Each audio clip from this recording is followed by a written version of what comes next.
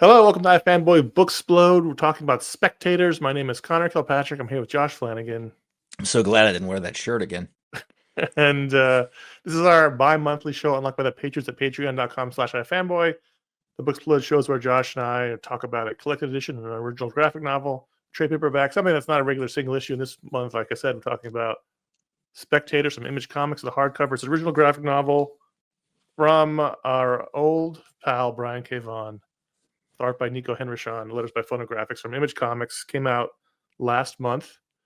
And Famously, Josh, they won the Eisner and all the accolades when their last book came out, that's right. Pride of Baghdad, which was 700 years ago, I think. Feels like it in my joints. We were at that book release party. Right. And you and I don't read Saga anymore. And so a Brian K. Vaughan book is a treat. Like when I saw this was coming out, I was like, this is a guy whose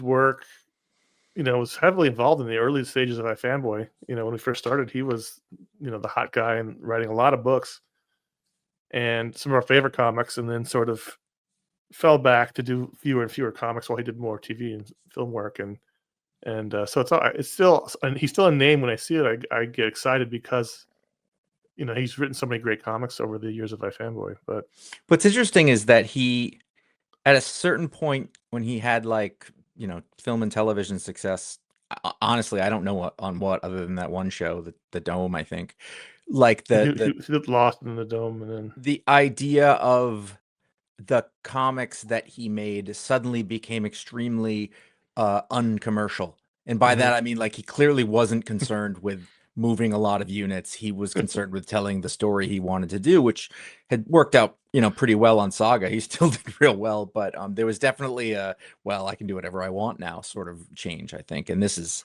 certainly the continuation of that spectrum. Yeah. So I knew nothing about it. I saw the cover. It has these two faces, these two close up of these two eyes. Blonde woman, darker skinned man. That's literally all I knew about it when I got it. Sure. When I picked it up, and so wasn't expecting what we got, which was very. The thing about Vaughan is he's always got interesting and unusual ideas, right? Like the stuff he picks to write about is not most people aren't going to write about. And here. But I think the thing about it is, while you're saying that, though, most people aren't going to write about it. But a lot of people are like, oh, this is familiar. But you don't talk about it. Right. I think that a lot of that is in here. I think a lot of that was in the Private Eye, and certainly in Saga. And so what we got here, what I think, is a examination of how we, as people, a society, view violence versus sex. Yes. And so the story of Spectators is I apologize. What is her name? Oh, you know what? She said it at some point later in the book, and I think it's Val. Valerie. So all right, so we meet Valerie in the very beginning, and she's at the movies. Her date bails on her, and she starts in the last row of the theater, puts her earbuds in, and starts watching porn. Which is rudely interrupted by a mass shooter, and we see her and everyone else in the theater get killed by this mass shooter. And that was a hard scene for me because ever since the shooting in Colorado during Batman, every time I go in a movie theater now, I'm always like, where are the exits? Where, if someone comes in here, where am I going? That's just what I do now. It's the sad reality of life in America. And so this happens. This guy walks in with this hashtag on his chest, which will be important later. He's part of an online incel group, the hashtag leaderboard, and he kills everyone in the theater, including her. And so we see her, as you can see on screen now, leave her body and become a ghost.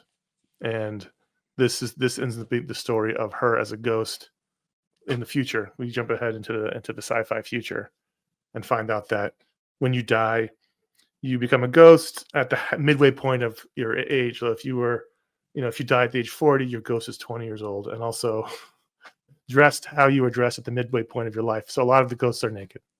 and mostly So people are does that young. mean, I was thinking about this, does that mean that it goes to like the exact midpoint of your life? Yes. So Yeah. a lot of naked people. That's what we get a lot of naked people. I get it. And so I'm trying to think. So if we I'm died no, what I'm now, saying is like there's a high percentage of people yeah, whose midpoint is exactly halfway through is when they're naked. yeah, I they're would think it would be sleeping or they're lower. showering or they're changing or something's happening. We would be 24-year-old ghosts if we were to die right now. Not bad, not bad.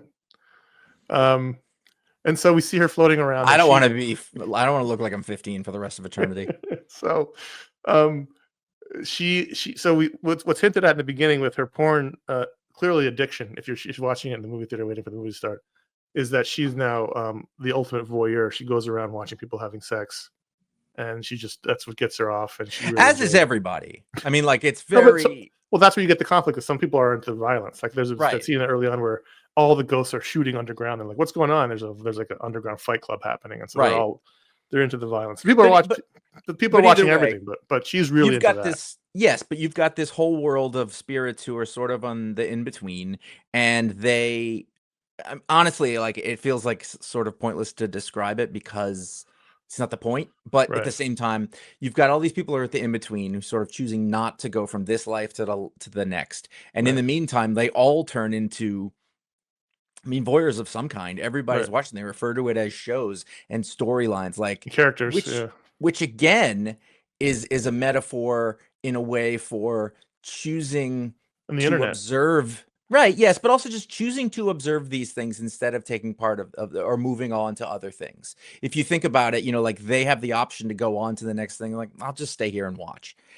Which It's a is metaphor for how everyone's addicted to yeah. television, how everyone online turns everyone else into characters in this drama they're watching, not real people. And there's a lot of things that he's examining here. But I do want to talk, at this point about the art from Nico Henrichon, which is just gorgeous, and I really liked it. It took me a minute because I'm an idiot to see that in the ghost world, the ghosts were in color, but the world they were watching was black and white. I hadn't put that together until they said it. Like a black and white television, and so that it's just it's full of these gorgeous double page spreads, throughout, and it just we don't see Nico Henrichon that often either, and just the artwork is just beautiful. She's in New York, so the world in the future is very sci-fi, but also still very recognizable. And then what happens is while she's watching this couple have sex, she meets this other ghost, whose name I can't remember. You know what? I was actually just looking through it, trying to prepare for it, and I couldn't find it. So, he is a cowboy. He lived long before Val did, and I thought he was an Indian. I didn't realize he was black until he said he was black. Just the way he was drawn, and didn't read me black. But they become a team going around, watching stuff. And the only thing that I didn't understand or really get was that they decided before they move on, because you can move on as a ghost to oblivion, is that they want to see a pure threesome. And I thought, and all this time you've never seen a threesome? Like, not that unusual, but they decide they want to see a pure threesome because they see all kinds of crazy, group sex and orgies and things, but they want to see a pure threesome. And in the midst of that, bombs start going off. Someone is blowing up, buildings and cities and countries. Someone's setting off nuclear bombs and atomic bombs and dirty bombs, and we find out it's the same group that killed her, the online incel group, who gets points by the number of kills they get, and but then triggers, like, I think it's Russia or something to send. Yeah, because no one's sure if it's an attack or not, so they start. Everyone starts attacking. It just becomes a giant mess where the civilization is about to get wiped out because of this incel group. By the way, that's 2 of those books that we're reading right now, or have, with the Garth Ennis War book and this, which is telling you a lot about how people feel. Right. And what I actually thought was really interesting is that the process of that bomb going off at the beginning to when things were happening at the end, partially because we're watching it through the eyes of people who can't be directly affected by it. Like, it went on for a really long time. Yeah. And I think in a lot of things, most of the fiction I've ever watched or whatever, like, the bomb goes off, boom, that's your turning point. You don't really live in it for very long. You Right. live in the before part. They say, oh, this is coming or whatever, and then there's the after part. But like, we're watching people, and also the living humans are sort of in the midst of the thing. The sort of threesome that happens at the end is, like they're aware of everything happening, and they end up watching, the destruction. It keeps getting worse and worse and worse, and we kind of don't see it finish, do we? No, but I think the assumption is that that's it. Yeah, no, and I get that, and I just thought it was a unique take on that kind of thing. It's interesting because as I was preparing for the show and I was making graphics, if this book is full of lots of nudity, lots of graphic sex, and we can't show those pages on YouTube. I can show the violent pages on YouTube, but I can't show a breast or penis. And that's kind of like, and I have some. And you don't know how many times he's asked. I ask all the time. About this time, and I was like, no, Connor. I ask all the time. Like I have to censor it, So like,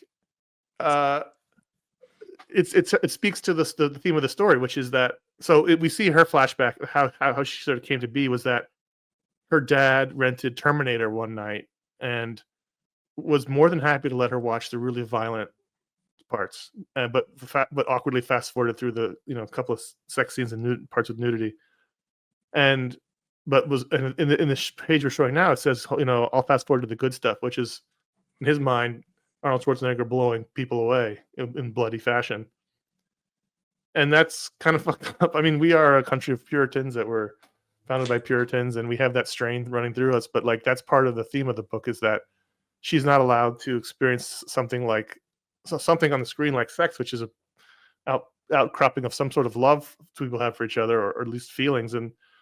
But she is able to watch people blow each other away in increasingly gruesome fashions without a problem, and it shapes who she is and her fascinations, and speaks to the book itself, which is that we have a very fucked up relationship towards sex in this country, and a very fucked up relationship toward violence in this country, and it's sort of backwards in what we focus on. I think that is certainly a main theme, but I think one of the other things that is coming is that it's funny because Brian Vaughan, and I don't know whose idea this was, but I imagine at some point Brian would be like, Nico, how do you feel about a full fist in somebody's ass in the rambles? What do you think of that? Anyway, but Jesus, this is all. No wonder you said it was going to take you a long time. You had yourself a little gag ready. Well, they come upon an orgy in the park, hoping to find a pure threesome. Do you know how much dog shit and homeless? Anyway, well, this is the way in the future. Who knows how things are taken care of in the future? Connor. It's New York City. I don't know. They're all about to die. I don't think they care. It's not that far in the future because she remembers watching a Terminator on VHS before you could buy. No, she lived in our time. They're in the future. Right, they're way in the future. You're right. A couple hundred years, 200 years, something like that. Anyway, not the point. The point is that the book, it's a really mainstream creator, and what he's done here is stuff that is very non-mainstream. This is Alan Moore's, what he tried to do a long time ago with Lost Girls. Yeah. And I think one of the things that's interesting is that her introduction to sex is not that unusual from I have a patrician streak in me that I don't know where it came from, but I hate it. Because you grew up in the blue light. I mean, not really. World. No, it's just part of whatever it is, but it's not all that unusual when we were kids, where you were introduced by sex indirectly because it was in TV or it was in something. So when she talks about seeing the Terminator for the first time, I was like, I know what scene. And like absconding with a VHS tape you shouldn't necessarily have, or there was no internet or whatever. And I know that there's definitely another side to this, is having sort of unfettered access to what is not real sex in a way. But it is one of those things that people in general do not talk about and do not feel comfortable talking about, even though it's an experience that, as I'm reading this, a lot of these things are very familiar to me. But I was like, I never talk about this to anybody. And it's sort of, it lays you bare a little bit, I think, depending on, Totally. what level you're coming from. And in that way, it's really brave. Now, my instinct when I'm seeing graphic images is sort of that it's a little cheap.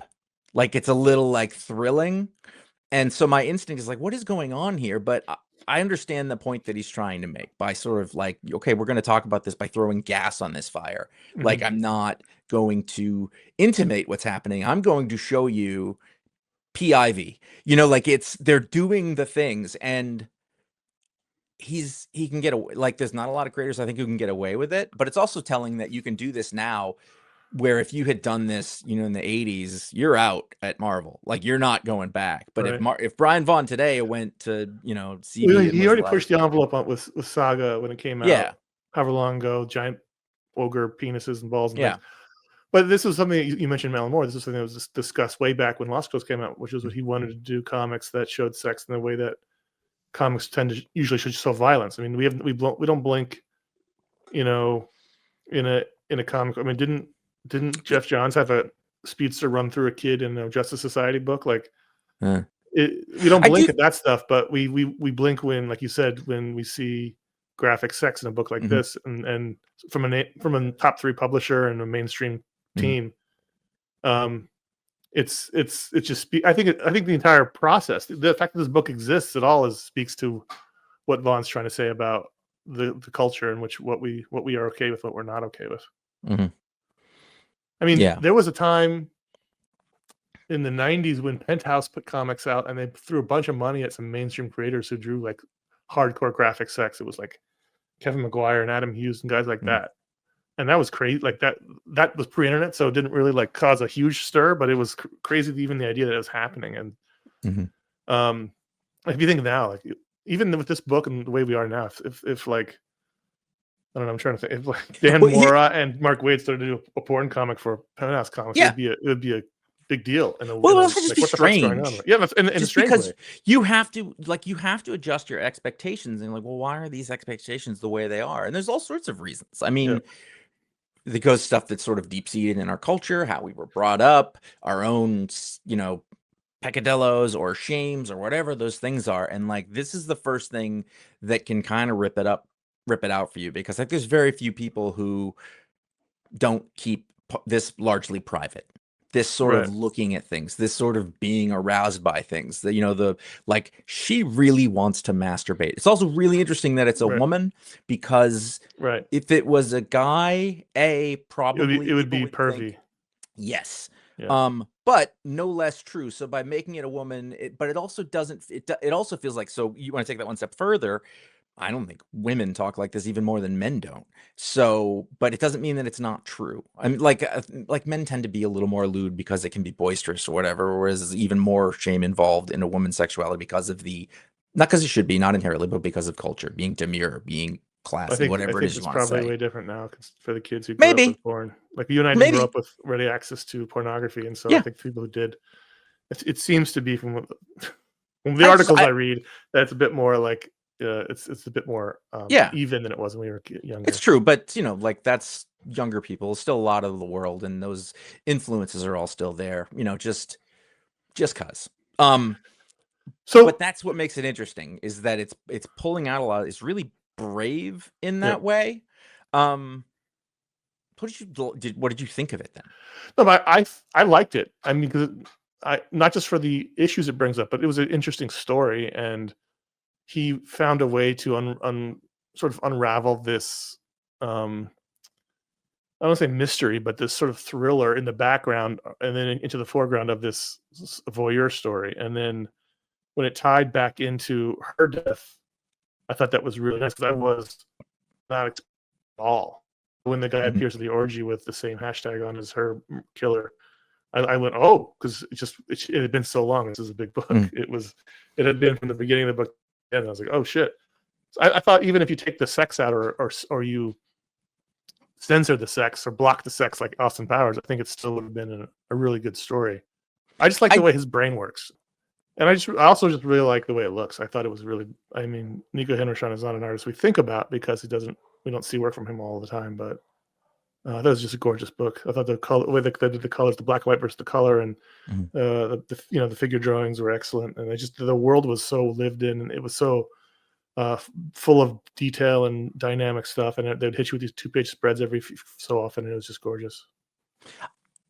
I found myself very compelled as I was reading it. It reads really fast for a book that's sort of this Yes. long. And you had said that, and I was like, I don't believe you because you've said that to me before. But it is really compelling to be like, well, what happens next? What's funny though is that with the main characters, kind of nothing happens next. They don't Right. do anything. They're around while things are happening, and I found them interesting, and because I found their rawness, their truth. They're explaining sort of really how they felt because there's no cultural things left to make them embarrassed or ashamed of Right. saying anything. A little bit, but for the most part, like they could be open and not worry about it. And that's really interesting and refreshing because nobody does that still. I I think sometimes there's a shocking aspect to it that can sometimes overshadow the message, but I see how that plays against itself. And like I said, maybe there's just that little patrician streak in me. Um, and then there's also something a little thrilling about the voyeurism of it, is that you're like, what are they going to see? And I think, but then the more you get exposed to it, the sort of more rote it becomes. You're just like, there's some more people fucking, you know what I mean? Which I think is also part of it. It's just like, Sure. this is Well, kind of she never got mundane. over it. He never got 'cause over it either. She has some deep seated like stuff, which was clear, but I don't think I don't think that she's supposed to be unusual in that way. I think that a lot of people sort of come up that way, and that's how they don't talk about it. I think watching pornography in a movie theater with other people is unusual. Mhm. I think she clearly has an addiction that she came up through her childhood. But I mean, I think the entire point of seeing this is that she's You're not a saying I normal person. shouldn't, you know what? No, move on. So I thought the themes were interesting. I thought the story was I don't want to say fun, but I thought it was compelling and it moved really quickly. Um, yeah, I mean, you could have. I mean, you kind of delved as much as you could. You got the backstories of the two main characters, and mostly as regards to how their relationship towards sex, and which is again kind of the whole point. Um, I just love when there's these unusual comics come out that aren't the norm, and I love that it's such a high quality product. It's a great hardcover. It's a beautiful looking book. It's a great team. There's a nice bit in the middle about the Great Train Robbery and how that affected the guy's view on guns and violence. I think there was a little bit of like, there was a few times in there where it was like, these are pop culture things that Brian Vaughan likes. Yeah. And there was a few of them was like, I also like those. She's like, I saw every episode of Peep Show. I was like, BKV and me were like that. Yeah, that's what it is. Yeah. But again, he's from that same era that we were, so that makes sense. So, I mean, there's not a ton to talk about because the story is what it is, but it is an interesting look at the way we, and by we I mean Americans specifically, look at sex and violence and how we are fine with one and not the other, and perhaps it's not healthy. So, I thought if you want a little more meat with your potatoes or a little bit more, I mean, this is not that different than Game of Thrones, right? The Game of Thrones would in the beginning at least wrap up all their deep dumps of backstory and information around sex, because we will watch that. And the same here, where we there's a lot of sex and a lot of nudity, but it's all wrapped up in a reason, which is that what are we obsessed with in the culture? What are we not allowed to have? And what are we still not in the year 2025 with all this ready access to whatever we want? We still are shamed into. I do think, I mean, not to get this is not a, but violence scares me. Still, like I don't really enjoy watching violent things. We've talked about that, like, and there's sort of fun cartoony versions of it or whatever, but it's scary. And I think that part of the thing that we watch it so often isn't so much fucked up, is that could be that we want to be exposed to it so that we're less scared of it. Like, I think that that's one way that it kind of works, which is funny because sex doesn't work that way. It's almost the opposite. Like, we would like to see more of it, so we would like to get exposed to it more, but we've had them sort of mixed up back and forth. It's all like this cross wiring stuff in our brains. And yeah, it's very like, it makes you think about, like, as you're reading it, like, note the feelings you're having reading it and be like, well, what does that mean? And I think that it's really valuable for that. Right. Yeah. You gonna rate it? Yeah, let's rate it. I'm giving this book 4 out of 5 stars. I'm also doing that. That's terrific. Yeah. So there you go. I probably won't ever read this again, and I don't know where to put the damn thing because I got kids. Well, there you go. I mean, see, there's a time and a place. I mean, they have the internet. You know what's funny? They literally have. They can get way more on all their devices. So not yet. They can't. Not here.